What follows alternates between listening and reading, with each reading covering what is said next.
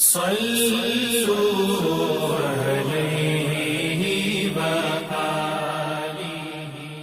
بخاری حدیث نمبر 261۔ حضرت عائشہ رضی اللہ تعالی عنہا نے فرمایا کہ میں اور نبی کریم صلی اللہ علیہ وسلم ایک برتن میں اس طرح غسل کرتے تھے کہ ہمارے ہاتھ باری باری اس میں پڑتے تھے۔ صحیح بخاری حدیث نمبر 262۔ حضرت عائشہ رضی اللہ تعالی عنہا نے فرمایا کہ جب رسول اللہ صلی اللہ علیہ وسلم غسل جنابت فرماتے تو پہلے اپنا ہاتھ دھوتے۔ صحیح بخاری حدیث نمبر 263۔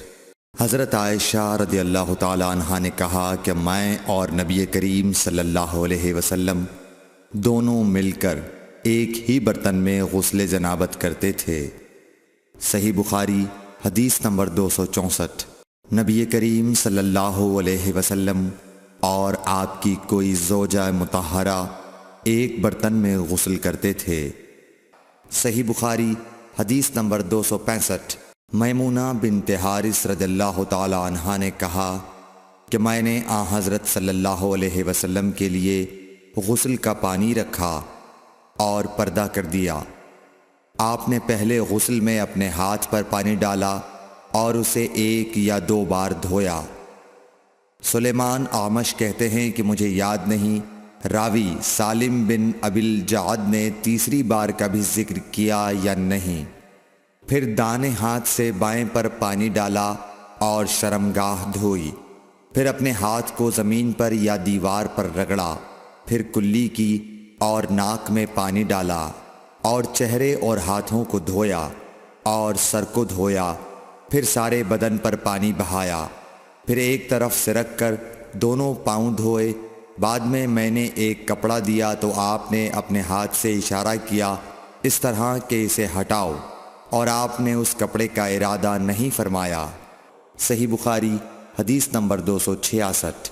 میمونہ رضی اللہ تعالی عنہا نے کہا کہ میں نے حضرت صلی اللہ علیہ وسلم کے لیے غسل کا پانی رکھا تو آپ نے پہلے پانی اپنے ہاتھوں پر گرا کر انہیں 2 یا 3 بار دھویا، پھر اپنے داہنے ہاتھ سے بائیں پر گرا کر اپنی شرمگاہوں کو دھویا، پھر ہاتھ کو زمین پر رگڑا، پھر کلی کی اور ناک میں ڈالا، پھر اپنے چہرے اور ہاتھوں کو دھویا، پھر اپنے سر کو 3 مرتبہ دھویا، پھر اپنے سارے بدن پر پانی بہایا، پھر آپ اپنی غسل کی جگہ سے الگ ہو گئے، پھر اپنے قدموں کو دھویا۔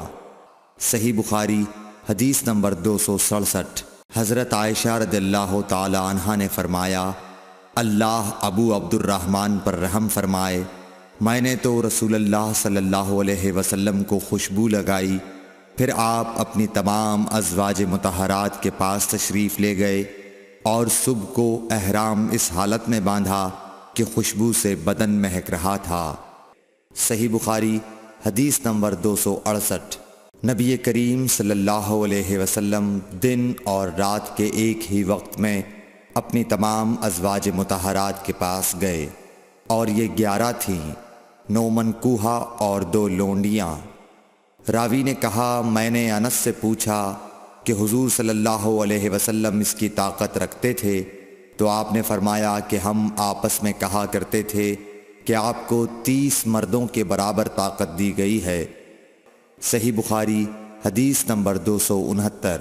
حضرت علی رضی اللہ تعالی عنہ نے فرمایا کہ مجھے مزید بکثرت آتی تھی، چونکہ میرے گھر میں نبی کریم صلی اللہ علیہ وسلم کی صاحبزادی حضرت فاطمۃ الزہرا رضی اللہ تعالی عنہا تھیں، اس لیے میں نے ایک شخص مقداد بن اسود اپنے شاگرد سے کہا کہ وہ آپ صلی اللہ علیہ وسلم سے اس کے متعلق مسئلہ معلوم کریں۔ انہوں نے پوچھا تو آپ نے فرمایا کہ وضو کر اور شرمگاہ کو دھو، یہی کافی ہے۔ صحیح بخاری حدیث نمبر 270۔ حضرت عائشہ رضی اللہ تعالی عنہ نے فرمایا میں نے خود نبی صلی اللہ علیہ وسلم کو خوشبو لگائی، پھر آپ اپنی تمام ازواج کے پاس گئے اور اس کے بعد احرام باندھا۔ Thanks for watching. Don't forget to like, comment, share and subscribe to